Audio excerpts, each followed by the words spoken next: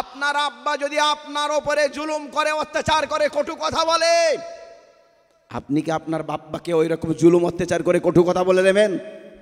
পারবেন না, পারবেন না। আপনার আব্বা যদি কটু কথা বলে সহ্য করুন, অসহ্য হলে আপনার চাচাকে বলুন, আপনার চাচা আপনার আব্বাকে বোঝাবে। আপনার মা যদি আপনাকে কোনো কটু কথা বলে, খবরদার আপনি আপনার মাকে কোনো কথা বলতে পারেন না। যদি ও বলে সহ্য করুন, এরপরে তো যদি বলে সহ্য যদি না হয়, আপনার মাকে বোঝানোর জন্য আপনার চাচিকে বলুন, ফুপিকে বলুন, খালাকে বলুন। চাচি আছে, ফুপি আছে, খালা আছে, ওরা আপনার মাকে বোঝাবে। আপনি সরাসরি আপনার মাকে আপনি কোনো রকম তার প্রতি উত্তর করতে পারেন না। ভালো করে বুঝে রাখুন, নিজের পজিশনকে বুঝুন। আমি ছেলে, আমার বাপ আমাকে গালি দিয়েছে, ওটা সহ্য করব না হয় চাচাকে বলবো। আমি ছেলে, আমার মা আমাকে গালি দিয়েছে, সহ্য করব না হয় আমি ফুপিকে বলবো। আমি সরাসরি আমার বাপকে তার প্রত্যুত্তর কিংবা আমি তার মাকে কোনোদিন প্রত্যুত্তর করতে পারি না। ঠিক তদ্রূপ কোনো ইমাম, কোনো মাওলানা কিছু যদি করে থাকে, আপনার দৃষ্টি যদি ভুল হয়, সর্বপ্রথম ক্ষমা করুন। এরপরেতে যদি অসহ্য হয়, কোনো আলেমকে বলুন, সে বলবে। আপনি সরাসরি ঠিক করতে পারেন না। কথা বুঝে আসলো? আগিয়ে আসুন, রাসূলুল্লাহ সাল্লাল্লাহু আলাইহি সাল্লামের কথা শুনুন, আলেমকে আপনি ভালোবাসুন। কোনো কিছু করে ফেলেছে এড়িয়ে যান, এড়ালে কি হবে শুনুন। একটা হাদিস, আল্লাহ রাসূল সাল্লাল্লাহু আলাইহি সাল্লাম বলেন, মান সাতারা সাতারাহুল্লাহ, যে ব্যক্তি অপরের দোষকে গোপন করে রাখলো, আল্লাহ তাআলা তার দোষকে গোপন করে দেবেন। মুয়াজ্জিন দেখে নিয়েছে, ইমাম গন্ডগোল করেছে। মুসল্লি দেখে নিয়েছে, ইমাম গন্ডগোল করেছে। তবুও সে নিজের চোখে বলল, চোখরে তুই ভুল দেখেছিস। নিজেকে মিথ্যুক বলল, নিজের ইমামকে সে কিছু বলল না, এড়িয়ে গেল। চোখটা সে এড়িয়ে নিল, ঘুরিয়ে নিল। এই দুনিয়াতে তার এই অপরাধকে গোপন করার জন্য আল্লাহ তাআলা বলবেন, দিনের কাণ্ডারি যারা ছিলেন তাদেরকে তুমি এইভাবে ক্ষমা করে দিয়েছো। শুনে রেখে দাও বান্দা, তোমারও তো থলে ভর্তি পাপ ছিল, আমি আল্লাহ তাআলা সবগুলোকে গোপন করে দিলাম। সুবহানাল্লাহ বলেন। খবরদার, খবরদার, কোনদিন কোন আলেমের বিরুদ্ধে চর্চা করবেন না। অন্যায় হলে তাকে ক্ষমা করতে শিখুন, খবরদার তার পিছনে লাগবেন না। খবরদার, খবরদার এটা করবেন না। আপনি যদি কোনো রকমের পাপটা গোপন করে দেন, আল্লাহ তাআলা আপনার পাপটাকে গোপন করে দেবেন।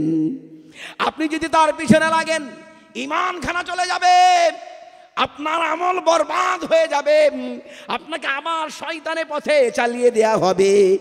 এইভাবে বহু মানুষ ধ্বংস হয়েছে। খবরদার, খবরদার, কোনোদিন কোনো আলেমের দোষ আপনি খুলবেন না। আলেম যদি গন্ডগোল করে, তার উদাহরণ আমি এইভাবে দিই। আমাদের ওলামায়ে কেরামরা এইভাবে দিয়েছেন।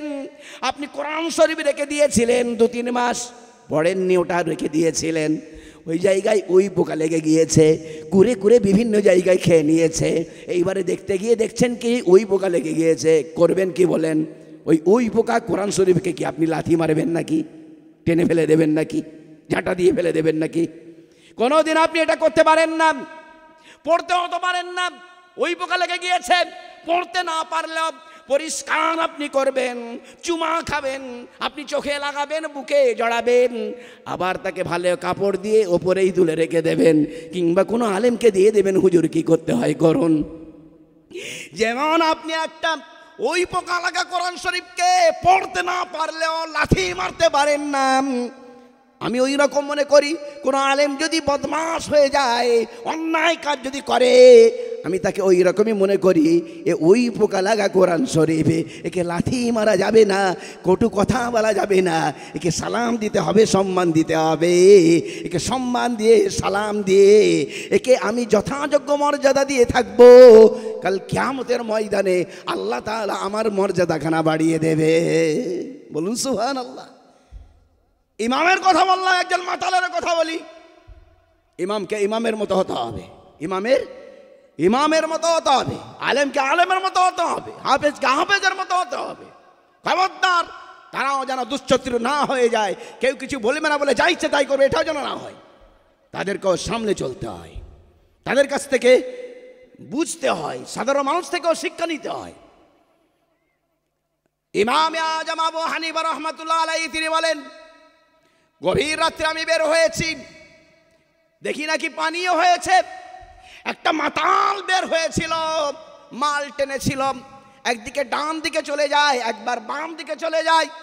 আমি তখন বললাম, ওরে মাতাল, পাটা সামাল পড়ে যাবি। ওই মাতালটা তখন বলেছিল, ইমামে আজম, আমি যদি পড়ে যাই আমি কেবলমাত্র পড়ব, কিন্তু আপনি পাটা ভালো করে চালাবেন, আপনার ফতোয়াটা ভালো করে দেবেন। আপনি যদি পড়ে যান গোটা উম্মত খানায় পড়ে যাবে। সুবহানাল্লাহ। আমি একটা মাতাল থেকে জ্ঞান পেলাম। আমি বলেছিলাম তার শরীর খানা পড়ে যাওয়া, আরও আমাকে দিয়েছে জ্ঞান, আদব, আখলাক, চরিত্র, ফতোয়া, মাসাইল। আমার এই আধ্যাত্মিক জিনিসটা যেন না পড়ে যায়, এই দিকে আমি একটা শিক্ষা পেয়েছিলাম। গভীর রাতে মাতালকে যখন বলেছিলাম পা সামাল পড়ে যাবি, ও তখন বলেছিল, আমি পড়লে ক্ষতি নাই, আমার শরীরটা পড়বে, আপনি পড়ে গেলে উম্মত পড়ে যাবে, আপনার জ্ঞান গর্ব যেন নষ্ট না হয়ে যায়। আলেমদের বিরাট বড় ফজিলত আছে, সেই ফজিলতের দিকে লক্ষ্য করে আমাকে আরো সীমানা তুলে দিয়েছে, আরো সতর্ক করে দিয়েছে। মাতালের কাছেও শিক্ষা আছে, আলেমের কাছেও শিক্ষা আছে, সকলের মর্যাদা আছে, কারোর মর্যাদা ছোট নাই। নারীর মর্যাদা নারীর কাছে, আলেমের মর্যাদা আলেমের কাছে, সাধারণের মর্যাদা সাধারণের কাছে। সাধারণভাবে জিজ্ঞাসা করছি, বলেন আলেম পড়বে কোরআন শরীফ নির্ভুল, ফড় ফড় ফড় ফড় ফড় ফড় ফড়ফড়াতা হুয়া, একেবারে এক্সপ্রেস গাড়ির মতো চলে যাবে। আর সাধারণ মানুষ কোরআন শরীফ পড়বে গরুর গাড়ির মতন, হোঁচট খাবে, আটকাবে, এদিক ওদিক করবে, শুধু আটকাবে, ভুল করবে। জিজ্ঞাসা করছি, দুজন তিলাওয়াত করছে, একজন আলেম আর একজন সাধারণ মানুষ, কে ভালো করে পড়ছে? উত্তর দিন। আলেম। কে গন্ডগোল করছে? সাধারণ মানুষ। সব কার বেশি হবে? সাধারণ মানুষ। সবখানা সাধারণ মানুষের বেশি হবে, আলেমের কি বেশি হবে না? আলেমের সব দরকার নেই।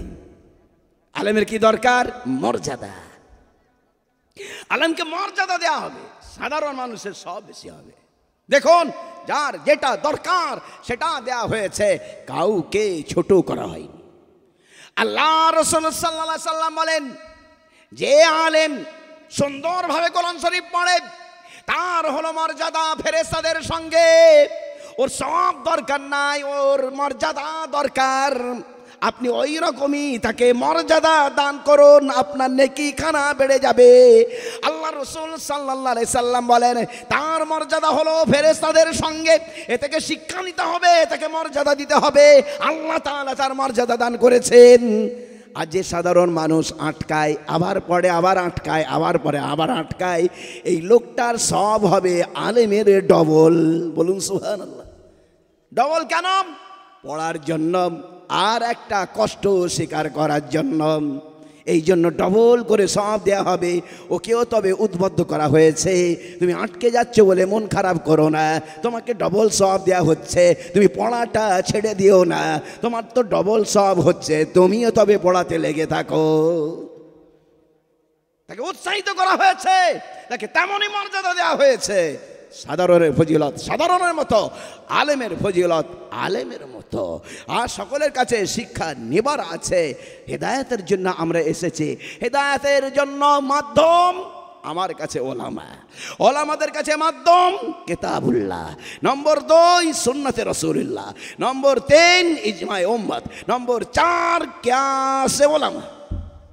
এই 4খানা আছে দলিল। কখানা দলিল বললাম? 4খানা। কাদের? আলেমদের, আপনার নয়। আপনার দলিল আলেম। ফাসআলু আহলা যিকর, আলেমদেরকে জিজ্ঞাসা করুন যদি না জানেন। আর কিছু আপনার দলিল নয়। আপনি কোরআন ঘাটবেন না, আপনি তেলাওয়াত করবেন, তাসবিহ করবেন, আপনার বেশি জানা দরকার নেই। মা আপনার কোনো কাজ নেই, কি কাজ করবেন? দুটো ফোটাবেন, পর্দার হেফাজত, নামাজ রোজা এই করবেন, আপনার জন্য জান্নাত, অন্য কোনো অসুবিধা নেই। আলেমের দায়িত্ব অনেক বেশি আছে। এবারে তার জন্য 4খানা দলিল দিয়ে দেওয়া হলো। 1 নম্বর কিতাবুল্লাহ, কাটো কিতাব তাফসীর, পড়তে পড়তে সারাটা জীবন কেন 200 বছর পার করলেও হবে না। আমি আমার 55 বছরে আমার ইতিহাসে বহু তাফসীর পড়ার পরে তো মনে হয়েছে আমার কিছু জানা নেই। শুধুই তাই নয়, 1খানা নয়, 2খানা নয়, যত হাদিস পাওয়া যায় লক্ষাধিক হাদিস পড়ে ও মনে হয়েছে আমার কিছু জানা নেই। বন্ধু আমার, দোস্ত আমার, শুধু সিয়াসাতটা নাই, সিয়াসাতটার বাইরের কিতাবগুলোকে দেখে আমার মনে হয়েছে কিছু নেই। অতএব আলেমদেরকে অনেক মেহনত করতে হবে। তার 1 নম্বর দলিল, ইয়া আইয়ুহাল্লাযীনা আমানু, হে ঈমানদার শোনম, আতিউল্লাহ, আল্লাহকে অনুসরণ করম।